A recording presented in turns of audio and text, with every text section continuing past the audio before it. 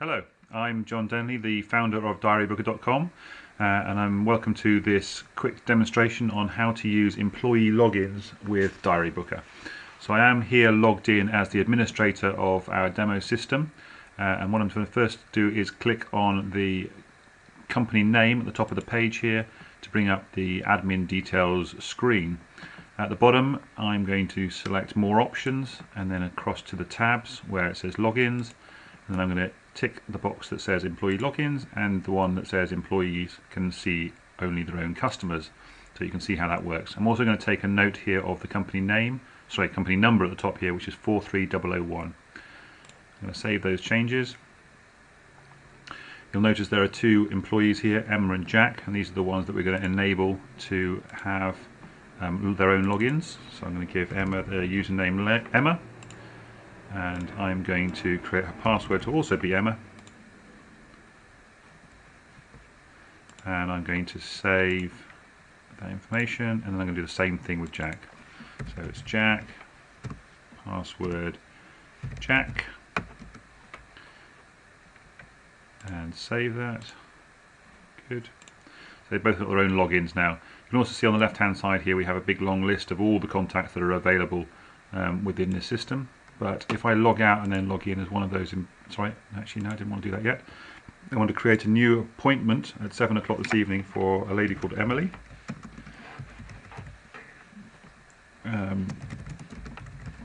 And she is going to have a driving lesson with Emma. It's going to recognise that Emily for Emma is a new person to add in. So we're going to add them into the database, and then at 8 PM we're also going to create an appointment for Jason, for Jack, and he's also going to have a driving lesson for an hour at 8 o'clock with Jack. We're going to add them as a new contact, Jason for Jack, and add the appointment in. So there we have those two appointments there. Now if I log out, it'll take us to the external booking screen, where you'll see those two appointments appear without any indication as to who they're actually with. Who they're actually for. Obviously you can see who they're with at this point. But if I log in now as Emma, and this is where we go, Emma at 43001. So there's the company number that we took a note of earlier on. Password is Emma. I'll log in. You'll see that what comes up is just Emma's details, just the contacts that are relevant for Emma, including the appointment that we set for her just a little bit earlier on. And when we click on Emily's details and go into more options under other info, it'll show right at the bottom down here who the primary employee is for Emily. Okay, so if we now log out and then log in as Jack, it comes up on the screen. So it'll be Jack at 43001. Password is Jack. And now we're only going to see Jack's details coming up on the screen. There you go on the left hand side. So there's Jason for Jack. And here's the appointment that we created.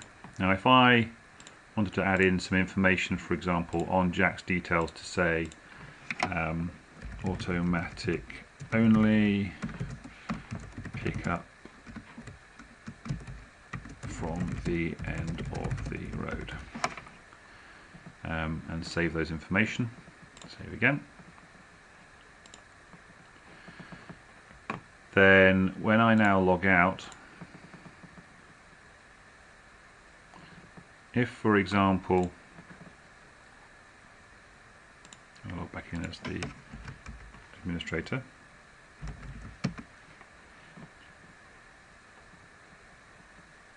it's quite a useful example to see what will happen if I were to make another appointment, for example, for Jason on the same day. I know this is a little bit of a silly example really, but if I now log out and log back in again as Emma,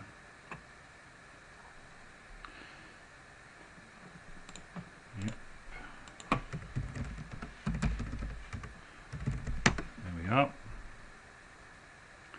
then you'll see that Jack's information actually temporarily appears on the screen because the system recognises that Jack is only in here temporarily. So when we go and edit Jason's information rather, you'll see under more options that actually that information I typed into his notes earlier have appeared on this screen as well.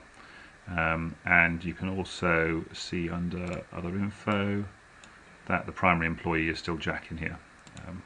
But this is an example where you might want to change it to Emma if, for example, I don't know, Jack's decided not to work anymore, or it's a better fit or something like that.